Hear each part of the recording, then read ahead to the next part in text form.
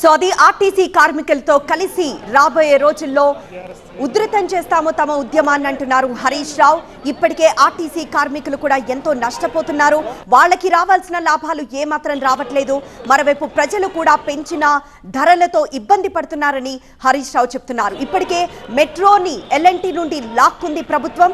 ఇక మెట్రో భూముల్ని కూడా వేలం వేస్తుందేమో, దాని ద్వారా డబ్బులు సంపాదించేద్దామని చూస్తుందేమో అని హరీష్ రావు కేటీఆర్ చెప్తున్నారు. ప్రస్తుతం బస్ భవన్ లోపలికి వెళ్తున్న దృశ్యాన్ని మనం చూస్తున్నాం. కేవలం నలుగురికి మాత్రమే అనుమతి ఇచ్చారు. పద్మారావు, కేటీఆర్, హరీష్ రావుకి మాత్రమే అనుమతి ఇచ్చారు. సో వాళ్ళు వినతి పత్రం ఇచ్చేందుకు బస్ భవన్ లోపలికి వెళ్తున్న దృశ్యాన్ని చూస్తున్నాం. అంతకుముందు ఆర్టీసీ క్రాస్ రోడ్ దగ్గరికి చేరుకోగానే భారీగా బీఆర్ఎస్ శ్రేణులు దూసుకురావడంతో పోలీసులు బ్యారికేడ్లను పెట్టి కొంతమందిని మాత్రమే మేము లోపలికి అనుమతిస్తాం, దానిలో కేటీఆర్, హరీష్ రావు, పద్మారావు, తలసానికి మాత్రమే అవకాశం ఇచ్చారు. ఆ తర్వాత లోపలికి వెళ్లి వినతి పత్రం ఇచ్చి వెంటనే తిరిగి వెళ్లిపోవాలని పోలీసులు విన్నవించారు. ఎందుకంటే ఇప్పటికే బీఆర్ఎస్ శ్రేణులు భారీగా ఆర్టీసీ క్రాస్ రోడ్ దగ్గరికి చేరుకున్నారు. సో వినతి పత్రం ఇచ్చిన వెంటనే తిరిగి వెళ్లిపోవాలంటూ పోలీసులు వారిని బీఆర్ఎస్ శ్రేణులను అయితే అక్కడే ఆర్టీసీ క్రాస్ రోడ్ దగ్గరే బ్యారికేడ్ల దగ్గరే ఆపేశారు. అయితే ప్రస్తుతం వినతి పత్రం ఇచ్చి వెళ్దాము అనుకుంటే ఉదయం నుండి హౌస్ అరెస్ట్ చేశారని, ఇప్పుడేమో లోపలికి వెళ్లనివ్వకుండా శ్రేణుల్ని అడ్డుకుంటున్నారంటూ హరీష్ రావు, కేటీఆర్ వ్యాఖ్యానిస్తూ వచ్చారు. మరోవైపు ఎందుకు చలో బస్ భవన్ కి వెళ్లాల్సి వచ్చిందన్న విషయం కూడా చాలా క్లియర్ గా చెప్పుకొచ్చారు కేటీఆర్, హరీష్ రావు. ఇటు ఆర్టీసీ ఛార్జీలు పెంచడంపై నిరసన వ్యక్తం చేస్తున్నాం. కేవలం ఆర్టీసీ ఎండీకి వినతి పత్రం ఇచ్చి వెళ్లిపోతాం, ఎందుకంటే పెంచిన ఛార్జీల భారం ప్రజలపై తీవ్రంగా పడుతోందని. ఒకవైపు మహిళలకు ఉచిత బస్సు ప్రయాణం ఇస్తూనే, మరోవైపు పురుషులకి మాత్రం డబుల్ ఛార్జీలు వేయడం ఎంతవరకు కరెక్ట్ అంటూనే, ఇంట్లోని పిల్లల బస్ పాస్ కి సంబంధించి 20 నుండి 25% పెంచడం కూడా కరెక్ట్ కాదు అంటూ దీనిపైనే వినతి పత్రం ఇచ్చి పోతామంటున్నారు కేటీఆర్, హరీష్ రావు. సో ఛార్జీలు తగ్గించాలంటూ ఎండీకి వినతి పత్రం ఇవ్వనున్నారు నేతలు. ఈ క్రమంలో పెద్ద ఎత్తున అక్కడికి పార్టీ కార్యకర్తలు చేరుకున్నారు. దీంతో ఓన్లీ బస్ భవన్ కి కొంతమందిని మాత్రమే అనుమతించారు. ఆ దృశ్యాలు మనం చూస్తున్నాం. బస్ భవన్ లోపలికి వెళ్లి వినతి పత్రం ఇచ్చి వెళ్లిపోతామంటున్నారు బీఆర్ఎస్ నేతలు. నలుగురికి మాత్రమే అనుమతి ఇచ్చారు. హరీష్ రావు, కేటీఆర్, అదేవిధంగా పద్మారావు, తలసాని బస్ భవన్ లోపలికి వెళ్తున్న దృశ్యం మనం ఇప్పుడు లైవ్ లో చూస్తున్నాం.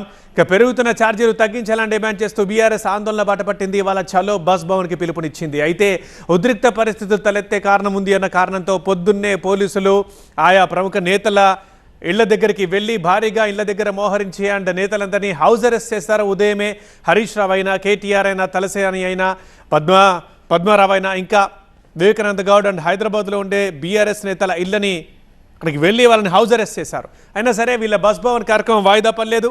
ఇటు కేటీఆర్, తలసాని, పద్మారావు, హరీష్ రావులు ఏదైతే అనుకున్నారో సికింద్రాబాద్ నుంచి ఒకరు, ఆ తర్వాత అక్కడ మెహదీపట్నం నుంచి మరొకరు ఇట్లా బస్సులో ప్రయాణిస్తూ ప్రయాణికులతో మాట్లాడుతూ బస్ భవన్ దాకా చేరుకున్నారు. అయితే వచ్చిన తర్వాత ఆర్టీసీ క్రాస్ రోడ్ దగ్గర బ్యారికేడ్లు పెట్టి పోలీసులు వారిని అడ్డుకున్నారు. ఈ క్రమంలో స్వల్ప ఉద్రిక్త వాతావరణం అక్కడ తలెత్తింది.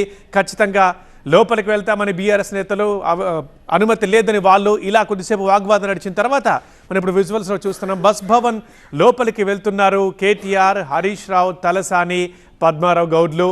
సో దీనికి సంబంధించి వినతి పత్రం ఇవ్వబోతున్నారు ఎండీకి. ఎందుకంటే 20 నెలల్లో కాంగ్రెస్ ప్రభుత్వం 5 సార్లు బస్సు ఛార్జీలు పెంచింది. అటు విద్యార్థులకు కానీ, ఇటు పురుషులకు కానీ ఇలా బస్సు ఛార్జీలు పెరుగుతూనే ఉన్నాయి. ఒకవైపు ముందిచ్చిన హామీల్లో భాగంగా స్త్రీలకు బస్సుల్లో ప్రయాణాలు ఉచితమని చెప్పి, ప్రజల మీద భారం పడకుండా చేస్తామని చెప్పి, కానీ పురుషులకు మాత్రం డబుల్ త్రిబుల్ ఖర్చులు పెంచడం వల్ల ఇందులో ప్రజలకు ఓనగొరుస్తున్న సేవేంటి, ప్రజలకు చేస్తున్న మేలేంటి, పైపెచ్చు ఇంకా వాళ్ళ మీద భారం మోపుతున్నారు. కాబట్టి ఈ ఛార్జీలు వెంటనే తగ్గించాలి, తగ్గించేదాకా మేము డిమాండ్లు ఆపం, మా ఆందోళన కూడా ఆపమంటూ బీఆర్ఎస్ పోరుబాట పట్టింది. ఈ క్రమంలోనే బస్ భవన్కు వెళ్లారు. అయితే చాలా భారీగా వచ్చిన బీఆర్ఎస్ కార్యకర్తలు అందరినీ అనుమతించలేదు, కొద్దిమందిని మాత్రమే అనుమతించారు. ఆ క్రమంలో తలసాని, కేటీఆర్, హరీష్ రావు, పద్మారావు లోపలికి వెళ్లారు, వినతి పత్రాన్ని సమర్పించబోతున్నారు. అండ్ ఎండీకి రైట్గా మా chief reporter Rakesh bus Bhavan దగ్గరనే రెడీగా ఉన్నారు. ఒకసారి రాకేష్తో మాట్లాడదాం. రాకేష్, ఇప్పుడు పూర్తిగా ఎంతమంది లోపలికి వెళ్ళారు అండ్ వినతి పత్రం ఒకటే సమర్పిస్తారా, లేదా ఇంకెవరిని కలుస్తారు, ఏమంటున్నారు బీఆర్ఎస్ నేతలు? కేవలం నలుగురిని మాత్రమే లోపలికి అనుమతించారు. తీవ్ర గందరగోళం, లాఠీ చార్జ్, కొంతమంది కార్యకర్తలను అరెస్ట్ చేయడం, ఇలా ఉదయం నుంచి కూడా ఎపిసోడ్స్ జరిగాయి. ఉదయం నుంచి హౌస్ అరెస్టులు జరిగాయి. హౌస్ అరెస్టుల తర్వాత మళ్ళీ అక్కడ నుంచి బయటకు వచ్చి బస్సుల ద్వారా బస్ భవన్ చేరుకున్నారు. బస్ భవన్కి వచ్చినటువంటి కార్యకర్తలందరినీ కూడా లోపలికి అనుమతించలేదు. ఆర్టీసీ క్రాస్ రోడ్లోనే బ్యారికేడ్లు పెట్టి ఆపారు. అక్కడ నుంచి కొంతమంది బ్యారికేడ్ తోసుకొని లోపలికి వస్తే వాళ్ళందరినీ అరెస్ట్ చేసి ఇక్కడికి పంపించారు. కొద్దిసేపు తోపులాట జరిగింది. పోలీసులు కంట్రోల్ చేయడానికి లాఠీ చార్జ్ కూడా చేశారు. మొత్తం నలుగురిని మాత్రమే లోపలికి అనుమతిస్తామని ఉదయం నుంచి చెప్తున్నారు. అన్నట్లుగానే కేటీఆర్, హరీష్ రావు, తలసాని, పద్మారావు గౌడ్, ఈ నలుగురిని మాత్రమే లోపలికి అనుమతించారు. మిగతా ఎవరిని కూడా లోపలికి వెళ్ళనివ్వలేదు. ఆర్టీసీ ఎండీకి వినతి పత్రం ఇవ్వడానికి వాళ్ళందరినీ కూడా లోపలికి అనుమతించారు. ఆర్టీసీ ఎండీకి వినతి పత్రం ఇచ్చి అక్కడే ఆర్టీసీ ఎందుకు ఛార్జీలు పెంచాల్సి వచ్చిందో అడుగుతాము. దాంతోపాటు ఆర్టీసీని పరిరక్షించాల్సినటువంటి అవసరం ఉంటుంది. ఫ్రీ బస్ అంటూ మహిళలకు ఉచితంగా బస్ ఇచ్చి మిగతా వాళ్ళకి, ఎవరైతే జెంట్స్ ఉన్నారో వాళ్ళకి టికెట్ రేట్లు పెంచడం వల్ల కొంత ప్రజల మీద మరింత భారం పెంచేటువంటి ప్రయత్నం ప్రభుత్వం చేస్తుంది. ఆర్టీసీకి సంబంధించినటువంటి ఆర్టీసీ ఆస్తుల్ని అమ్ముకోవడానికి కూడా ప్రభుత్వం ప్రయత్నం చేస్తుంది. దీన్ని ఖచ్చితంగా అడ్డుకుంటామంటూ చెప్తున్నారు.